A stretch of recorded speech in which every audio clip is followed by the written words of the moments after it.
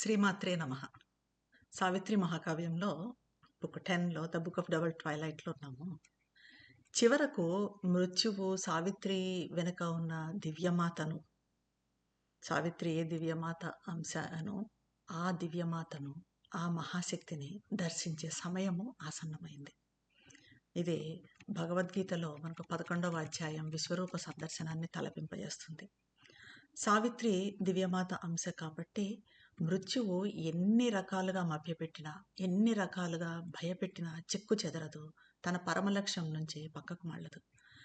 దివ్యమాత సావిత్రిగా వేసుకున్న ముసుగు తొలగి మృత్యువుకు ఈ మహాశక్తి, శక్తిమాత, దివ్యమాత అలౌకిక దర్శనమిస్తుంది.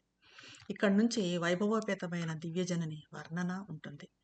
అయితే ఇంతవరకు జరిగింది అంటే లాస్ట్ సెషన్ వరకు జరిగింది చూస్తే, పరమసత్యం వదనాన్ని మృత్యువుకు చూపిస్తూ, పరమసత్యం గురించి వివరిస్తూ సావిత్రి అంటుంది, ఒకవేళ మృత్యు నువ్వు సర్వోన్నత పరమసత్యాన్ని స్పర్శించగలిగితే హఠాత్తుగా జ్ఞానంతో వృద్ధి చెంది ఆగిపోతావు. సర్వోన్నత పరమసత్యాన్ని నువ్వు స్పర్శిస్తే చాలు, ఇంకా ఆగిపోతావు, ఇక ముందు ఉండవు. ఎందుకంటే మృత్యువు అంటేనే అంధకారము, అజ్ఞానము, అసత్యము. అంటే జ్ఞానము, సత్యము ఇదంతా కూడా వెలుగు. వెలుగు ఉన్న చోట చీకటి ఉండదు. ఒకవేళ అంధకారం ఉన్నా కూడా వెలుగు కాంతి ప్రసరించగానే అక్కడి నుంచి పారిపోతుంది.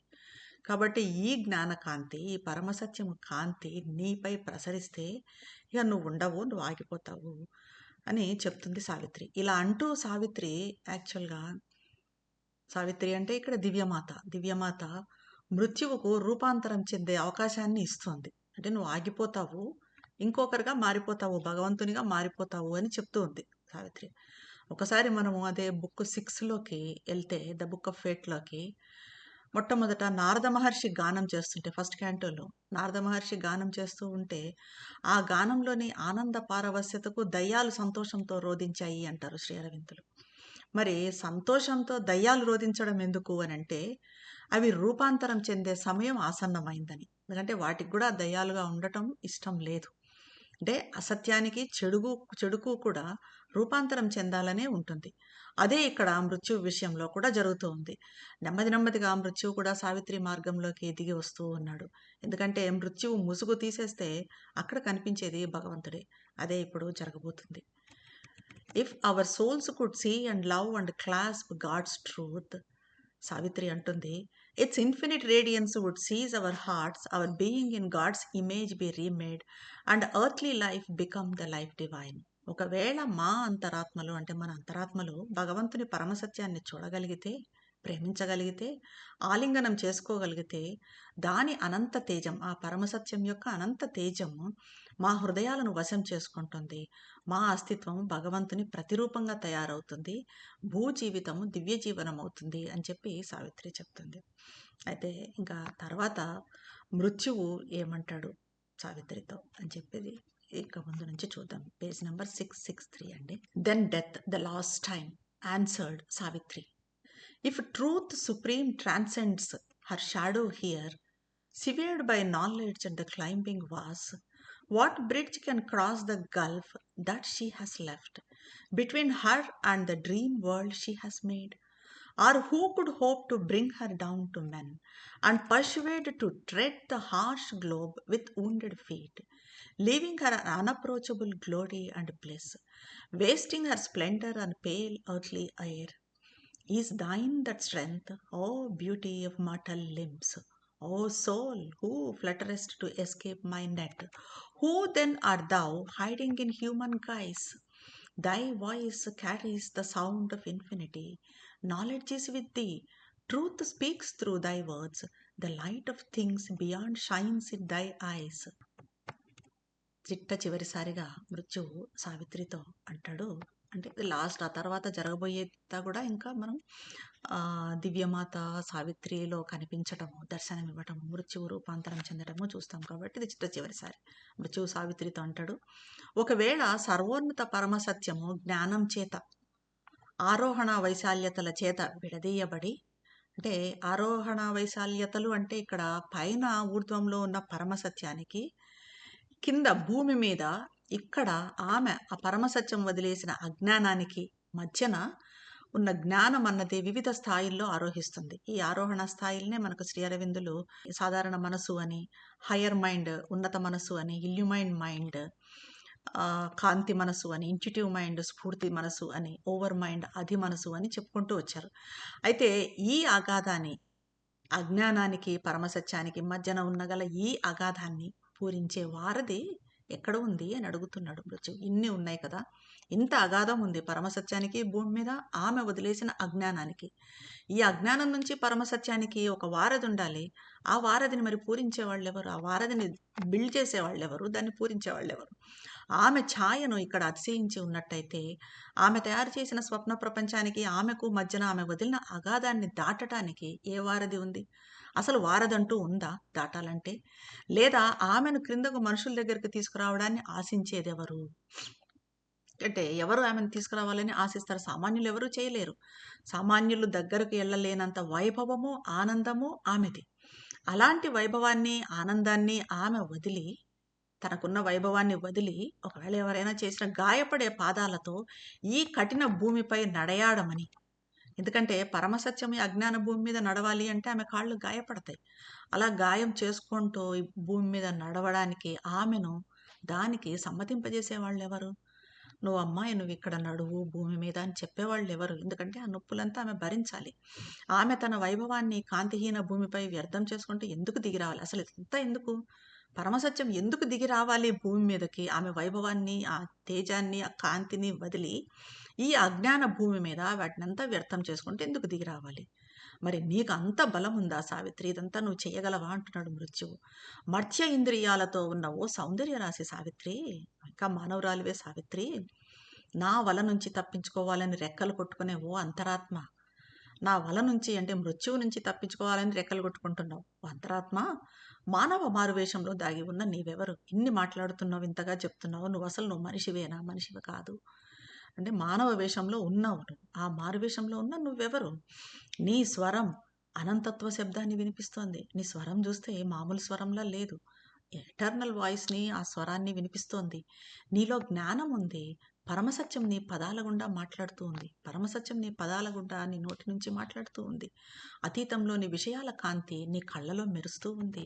But where is thy strength to conquer time and death? Has thou God's force to build heaven's values here?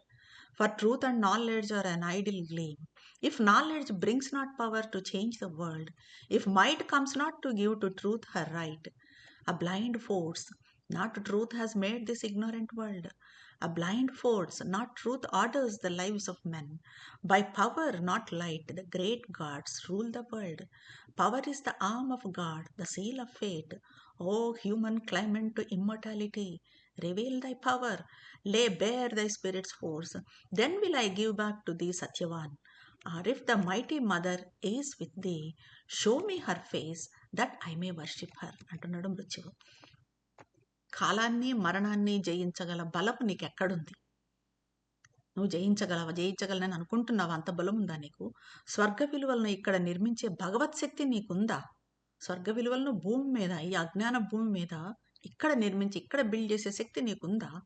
నీ సత్యము, నీ జ్ఞానము, ఈ రెండు పనిచేయని ఒక మెరుపు. నువ్వు అంటున్నావేదో నీకు సత్యమని, నీ జ్ఞానం ఉంది అని చెప్పి, ఇవన్నీ కూడా పనిచేయని ఒక మెరుపే అది. కానీ అది పనిచేయవు, అవి వ్యర్థం. ప్రపంచాన్ని మార్చే శక్తిని నీ జ్ఞానం ఇవ్వలేకపోయినా, అది పరమసత్యానికి ఆమె హక్కును తెప్పించలేని బలమైన, ఒకవేళ ప్రపంచాన్ని మార్చే శక్తిని ఆ జ్ఞానం ఇవ్వలేకపోయినా, నీ బలం అన్నది పరమసత్యానికి ఆమె హక్కును తెప్పించలేకపోయినా, అవి నిరర్థక మెరుపులే. ఈ అజ్ఞాన ప్రపంచాన్ని తయారు చేసింది పరమసత్యం కాదు, ఒక అంధశక్తి, ఒక బ్లైండ్ ఫోర్స్ ఈ అజ్ఞాన ప్రపంచాన్ని తయారు చేసింది. ఆ blind force, not truth, has made this ignorant world అంటున్నాడు. ఒక అంధశక్తి మనుషులను శాసిస్తోంది తప్ప పరమసత్యం కాదు. గొప్ప దేవుళ్ళు తమ దివ్య శక్తితో ఈ ప్రపంచాన్ని పరిపాలిస్తారు తప్ప దివ్య కాంతితో కాదు. దేవుళ్ళు తమ ఫోర్సుతో, తమ శక్తితో పాలిస్తూ ఉన్నారు ఈ ప్రపంచాన్ని. అంతే తప్ప వాళ్ళ కాంతితో, వాళ్ళ జ్ఞానంతో కాదు. శక్తి అనేది భగవంతుని హస్తం, విధిముద్ర. కాబట్టి నువ్వు యాక్సెప్ట్ చేయాలి. ఇది శక్తి. శక్తి అన్నది ఒక బ్లైండ్ ఫోర్స్ అన్నదే దీన్ని ప్రపంచాన్ని నడిపిస్తూ ఉంది. అంటే బ్లైండ్ ఫోర్స్ అంటే ఆ విధి అన్నది మార్చలేదు, గుడ్డిగా అలాగే ఉంటుంది. అంతకు తప్ప విధిని మార్చడం అన్నది సాధ్యం కాదు. ఎందుకంటే విధి అనేది భగవంతుని హస్తం. ఈ విధి ముద్రను, దీన్ని భగవంతుని హస్తాన్ని మార్చే శక్తి, ఆ బలము నీకుందా? అమృతత్వానికి హక్కుదారుగా అమృతత్వాన్ని అడిగే ఓ మానవ సావిత్రి, నువ్వు మానవీయురాలివి, మర్త్యురాలివి. అట్లాంటి దానివి నువ్వు అమృతత్వానికి హక్కుగా అమృతత్వాన్ని అడుగుతున్నావు. నీ శక్తిని ప్రకటితం చెయ్యి. ఏదో నా హక్కు అమృతత్వం అంటున్నావు కదా! మరి నీ శక్తిని ప్రకటితం చెయ్యి. నీ ఆత్మశక్తిని పూర్తిగా ఆచ్ఛాదన లేకుండా బయటపెట్టు. అసలు ఏమీ లేకుండా నీ ఆత్మశక్తి ఏంటో నాకు చూపించు, బయటపెట్టు. అప్పుడు నీకు సత్యవంతుని ఇస్తాను. లేక ఒకవేళ దివ్య మహాశక్తి నీతో ఉంటే, దివ్యమాత నీతో ఉంటే, ఆమె వదనాన్ని, ఆ ఫోర్స్ ఏంటి? నీలో ఉన్న ఫోర్స్, ఆ దివ్యమాత, ఆ డివైన్ ఫోర్స్ ఏంటి? ఆ డివైన్ మదర్‌ను నీతో ఉంటే ఆమె వదనాన్ని నాకు చూపించు. అప్పుడు నేను కూడా ఆమెను ఆరాధిస్తాను. Let deathless eyes look into the eyes of death. An imperishable force touching brute things transform earth's death into immortal life. Then can thy dead return to thee and live. The prostrate earth perhaps shall lift her gaze and feel near her the secret body of God, and love and joy overtake a fleeing time. అన్నాడు మృత్యువు. అంటే మరణమంటూ లేని నేత్రాలను మృత్యువు కళ్ళలోకి చూడని, ఒక్కసారిగా మరణం లేని నేత్రాలు నా కళ్ళల్లోకి చూడని, ఒక అనశ్వర మహాశక్తి క్రూర విషయాలను స్పర్శిస్తూ భూమిపైన మరణాన్ని, మర్త్య జీవితాన్ని అమృత జీవనంగా రూపాంతరం చెందించని ఒక ఫోర్స్, ఒక శక్తి అమృత జీవనంగా ఈ భూమి మీద ఉన్న జీవితాన్ని రూపాంతరం చెందించని. అప్పుడు అది జరిగినప్పుడు నీ మృత సత్యవంతుడు, చనిపోయిన నీ భర్త సత్యవంతుడు సజీవంగా తిరిగి నీ దగ్గరకు వస్తాడు. క్రింద పడి ఉన్న ఈ పృథ్వీ తన చూపును ఉద్ధరించి పై దిశగా భగవంతుని రహస్య దేహాన్ని తన దగ్గరగా సంవేదిస్తుంది. ఇప్పుడు క్రింద ఉంది భూమి. అలాంటి భూమి ఒకవేళ అదే కానీ జరిగితే, ఈ మర్త్య జీవితం అమృత జీవనంగా రూపాంతరం చెందితే, అప్పుడు భూమి కూడా క్రింద పడి ఉన్నది తన చూపును పైకి ఉద్ధరించి భగవంతుని తన దగ్గరగా సంవేదిస్తుంది. ప్రేమ, ఆనందం పరిగెత్తే కాలాన్ని అధిగమిస్తాయి. అప్పుడు ప్రేమ, ఆనందము కాలానికి అతీతమవుతాయి. అంటే మామూలుగా ప్రేమ గానీ, ఆనందం గానీ, ఇప్పుడు మామూలుగా మన ప్రేమ గానీ, ఎవరి మీదన్నా మనం పడే ఆనందం గానీ, అది కొంతకాలమే ఉంటుంది. అది శాశ్వతం కాదు. అలా కాకుండా కాలాన్ని అధిగమిస్తూ, కాలానికి పరిమితం కాకుండా, కాలంతో మారకుండా ఈ ప్రేమ, ఆనందం అన్నవి శాశ్వతంగా ఉంటాయి ఎప్పటికీ. ఎప్పుడు? మర్త్య జీవితం అమృత జీవనంగా రూపాంతరం చెందినప్పుడు. ఇక్కడ మనము శ్రీ అరవిందులు చెప్పింది ఒకటి మరీ గుర్తు చేసుకోవాల్సింది ఉంది. సత్యవంతుడు అంటే భూ అంతరాత్మ. అంటే అజ్ఞానంలో చిక్కుకొని ఉన్న భూమి అంతరాత్మ. అంధకారానికి, మృత్యు వలకు పట్టుబడిన అంతరాత్మ. మన అందరం కూడా భూమికి, మనమంతా భూమి మీద జన్మించాం కాబట్టి, భూమికి అనుబంధించుకొని ఉన్నాం కాబట్టి, ఈ అజ్ఞాన అంధకారాలలో చిక్కుకొని ఉన్నాం. దీని నుంచి మరి బయటపడాలి అంటే ప్రస్తుతానికి మనం చేయాల్సింది ఏమంటే, grand act of surrender out of free will అన్నారు శ్రీ అరవిందులు. ఇదే సావిత్రి కూడా చేసింది. అంటే భగవంతుని, ఆయన సంకల్పాన్ని, ఆయన ప్రేమను పూర్తిగా విశ్వసించింది. పూర్తి సరెండరింగ్ మనం చేయాల్సింది. ఆ surrendering, faith out of free will. తనను తాను సావిత్రి కూడా అలాగే సంపూర్ణంగా సమర్పించుకుంది. ఇప్పుడు ఏం జరుగుతుంది అన్నది చూద్దాం. And Savitri looked on death and answered not. Almost it seemed as if in his symbol shape, the world's darkness had consented to heaven light, and God needed no more the inconscience screen. A mighty transformation came on her, a halo of the indwelling deity, the immortal's luster that had lit her face, and tinted its radiance in her body's house, overflowing made the air a luminous sea. In a flaming moment of apocalypse, the incarnation thrust aside its veil. A little figure in infinity, yet stood and seemed the eternal's very house, as if the world's center was her very soul, and all wide space was but its outer robe. Savitri మృత్యువు వంక చూసింది. చిట్ట చివరిసారి మృత్యువు బదులు పలికాడు. ఏం చెప్పాడు మృత్యువు? మత్స్య జీవితము అమృత జీవితంగా రూపాంతరం చెందని. అప్పుడు చూస్తాను నేను, అప్పుడు నీ సత్యవంతుని నీకు ఇస్తాను అని. అంటే సావిత్రి ఒక్కసారిగా మృత్యువు వంక చూసింది, ఏం బదులు పలకలేదు. అయితే అక్కడ ఒక అద్భుతమైన సంఘటన, అలౌకిక సంఘటన జరగబోతుంది. అది ఆ దృశ్యం, అప్పుడున్న దృశ్యం ఎలా కనిపిస్తుంది అంటే, ప్రపంచ అంధకారమైన మృత్యువు తన సంకేత రూపంలో స్వర్గకాంతిని దాదాపు అంగీకరించినట్టుగా, దాదాపుగా దగ్గరకొచ్చేసాడు. అంగీకరించటానికి పూర్తిగా తనను తాను ట్రాన్స్‌ఫార్మ్ చేసుకునే దశకు వచ్చేసాడు మృత్యువు. అలా దాదాపుగా అతను అంగీకరించినట్టుగా భగవంతునికి ఈ అచేతనా తెర, ఇప్పుడు మనం మృత్యువు అని ఏమైతే చెప్పుకుంటున్నామో, ఆ మృత్యువు ఏంటి? భగవంతుని మీద ఉన్న ఒక తెర. అచైతన్య తెర. సో, భగవంతునికి ఈ అచేతన తెర, మృత్యువు అనే ముసుగు, భగవంతుని మీద కప్పి ఉన్న ఆ తెర ఇహ ముందు అవసరం లేదు. ఈ భగవంతునికి ఇంకా ఈ అవసరం లేదు. ఈ అచేతన తెర అవసరం లేదు అన్నట్టుగా అనిపించింది.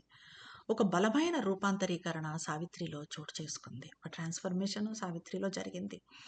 ఆమె అంతరంలో నివసిస్తున్న దేవత యొక్క ఆర, తేజోవలయం, అమృతుని ప్రకాశం ఆమె వదనాన్ని వెలిగించి, ఆమె దేహ గృహంలో దాని కాంతిని స్థిరపరిచింది.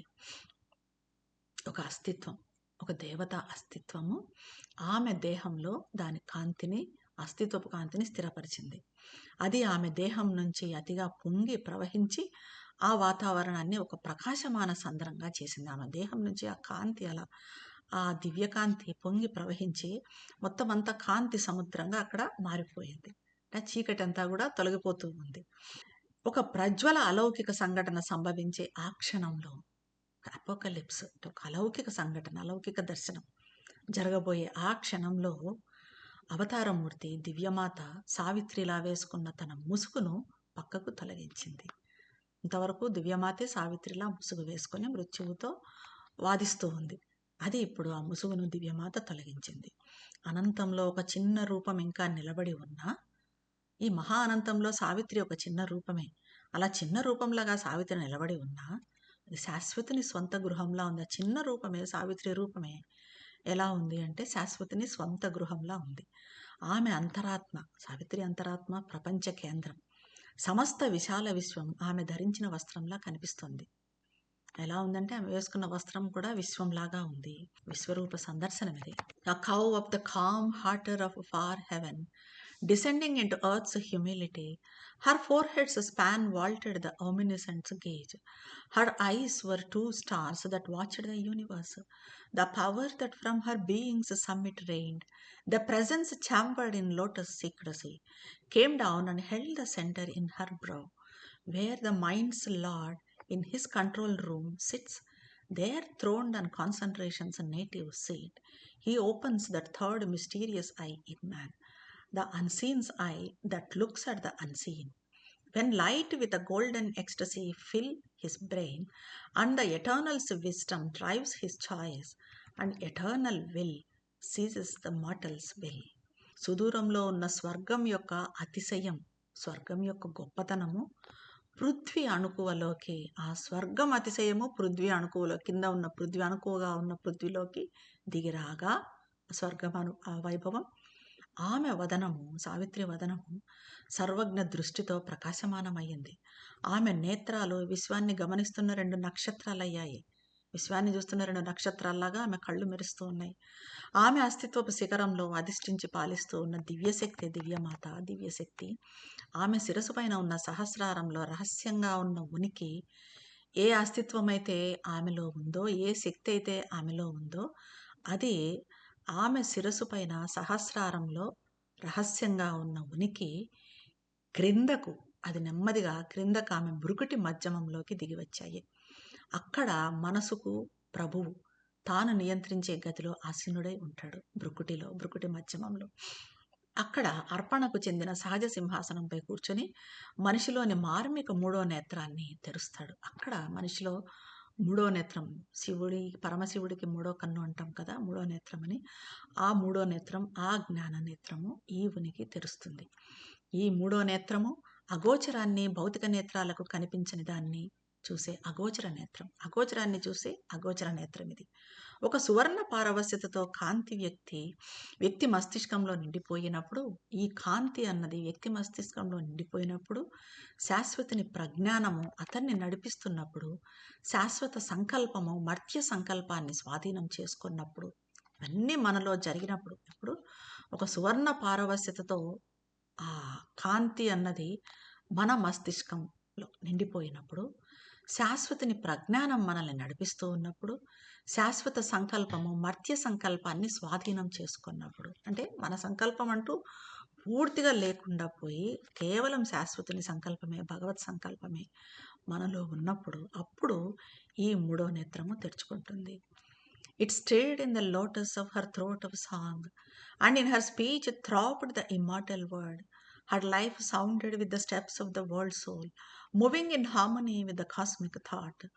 As glides God's sun into the mystic cave, where hides his light from the pursuing gods, it glided into the lotus of her heart, and woke in it the force that alters fate. It poured into her navel's lotus depth, lodged in the little life's nature's narrow home.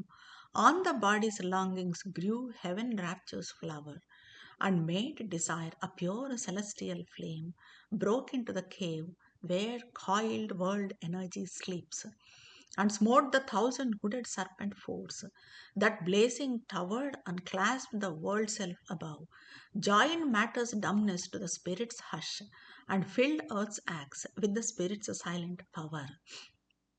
Thus changed she waited for the word to speak. Eternity looked into the eyes of death, and darkness saw God's living reality. అది ఇక్కడ సావిత్రిలో జరిగిన ఈ పరివర్తన, ఈ రూపాంతరీకరణ అంతా ఇక్కడ చెప్తున్నారు శ్రీ అరవిందులు. ఆమె కంఠ కేంద్రమైన విశుద్ధి చక్రంలో కదలికలను కదిలించింది ఈ అస్తిత్వం, ఈ దివ్య అస్తిత్వము, ఈ శక్తి, దివ్య శక్తి ఆమె కంఠ కేంద్రమైన విశుద్ధి చక్రంలో కదలికలను కలిగించింది. భృకుటి నుంచి కిందకు జారి విశుద్ధి చక్రానికి వచ్చింది. విశుద్ధి చక్రం గొంతులో కదలికలను కలిగించింది. ఆమె భాషలో, అంటే ఈ విశుద్ధి చక్రంలో ఇది వచ్చినప్పుడు, పవర్ శక్తి వచ్చినప్పుడు భాష పూర్తిగా మారిపోతుంది. ఆమె భాషలో ఆమె మాట్లాడుతుంటే అమృత పదం స్పందించింది. ఆమె జీవితం ప్రపంచ అంతరాత్మ అడుగుల సవ్వడితో లయబద్ధంగా, సమరసంగా, విశ్వభావనతో పాటుగా కదులుతూ ఉంది. ప్రపంచ అంతరాత్మ అడుగులతో పాటుగా ఆమె జీవితం ఎప్పుడు వ్యక్తిగత జీవితం కాదు, ప్రపంచ అంతరాత్మతో పాటుగా అడుగులేస్తూ ఉంది. తనను వెంటాడే దేవుళ్ళ నుంచి తన కాంతిని దాచి భగవంతుని తేజం ఒక మార్మిక గుహలోకి జారిపోయినట్టుగా, దేవుళ్ళ నుంచి తప్పించుకొని భగవంతుడు ఈ మార్మిక గుహలోకి ఆయన తేజం జారిపోయినట్టుగా ఆ దివ్య సన్నిధి, ఆ ఉనికి ఆమె హృదయ కమలమైన అనాహత కేంద్రంలోకి జారిపోయింది. అంటే విశుద్ధి నుంచి మళ్ళీ క్రిందకి అనాహత కేంద్రంలోకి జారిపోయింది. అక్కడ దానిలో విధిని సరిచేసే మహాశక్తిని మేల్కొల్పింది. అక్కడ అనాహత కేంద్రంలో విధిని అడ్జస్ట్ చేసి, విధిని ఆల్టర్ చేసి, విధిని మార్చుకోగలిగే ఆ శక్తిని కలిగించింది. అక్కడి నుంచి నాభి కేంద్రమైన మణిపూరకంలో ప్రవహించింది. కింద నేవల్లోకి, మణిపూరకంలోకి ప్రవహించింది ఆ శక్తి. అల్ప జీవిత పరిమిత గృహమైన స్వాధిష్టానంలో ఆశ్రయం తీసుకుంది. ఆ తర్వాత అంతకన్నా క్రింద ఉన్న స్వాధిష్టానంలో ఆశ్రయం తీసుకుంది. దేహ పరితాపాలపై స్వర్గ పారవస్యత పుష్పం వికసించుకొని, మామూలుగా స్వాధిష్టాన కేంద్రం అంటే కోరికలకు నెలవు. అక్కడంతా ఉన్న ఆ పరితాపాలు ఇవన్నీ కూడా ఎలా అయ్యాయి? పవిత్రమైపోయాయి. కోరిక కూడా ఒక స్వచ్ఛమైన పవిత్ర జ్వాలగా మారిపోయింది. అలా ప్రపంచ మహాశక్తి సర్పంలా చుట్టుకొని నిద్రిస్తున్న 1000 శిరసుల సర్పాన్ని, అలాగా ఈ ప్రపంచ మహాశక్తి సర్పంలా చుట్టుకొని నిద్రిస్తూ ఉన్న 1000 శిరసుల మహాసర్పాన్ని, 1000 శిరసుల మహాసర్పాన్ని, ఇది ఏంటి 1000 శిరసుల మహాసర్పం అంటే పరిణామ మహాశక్తి, ఎవల్యూషనరీ ఫోర్స్, దాన్ని తట్టి లేపింది. ఊర్ధ్వంలోని ప్రపంచ ఆత్మకు ఎగసి దాన్ని ఆలింగనం చేసుకుంది. విశ్వాత్మతో కలిసింది ఈ శక్తి పదార్థపు మూగతనాన్ని, అంటే ఈ పదార్థంలో మ్యాటర్లో ఉన్న ఆ డమ్నెస్ను పరమాత్మ నిశ్శబ్దంతో కలిపింది. ఆ డమ్నెస్ దాంతో పోయి, అంటే మూగతనం పోయి నిశ్శబ్దం అయ్యింది. అది పరమాత్మ నిశ్శబ్దంగా కలిసిపోయింది. ఈ భూమిపైన ఉన్న చర్యలను ఆ ఒకే ఒక ఆత్మ పరమాత్మ నిశ్శబ్ద శక్తితో నింపింది. పదార్థం ఏమైపోయింది? పదార్థంలో ఉన్న మూగతనం, డమ్నెస్ అనేది పరమాత్మ నిశ్శబ్దంగా అయ్యింది. అలాగే ఈ చర్యలు అన్నవి పరమాత్మ నిశ్శబ్ద శక్తితో నిండిపోయినాయి. అలా పరివర్తన చెందిన సావిత్రి దివ్య పదము సావిత్రి నుంచి వెలువడాలని సావిత్రి వేచి చూసింది. అలా పరివర్తన చెందిన సావిత్రిలో నుంచి ఆ దివ్య పదము ఏం చెబుతుంది అని సావిత్రి తన నుంచి ఎలాంటి దివ్య పదం వెలువడుతుంది అంటే, దివ్యమాత తన నుంచి ఏం మాట్లాడాలని అనుకుంటుంది అన్నట్టుగా సావిత్రి వేచి చూసింది.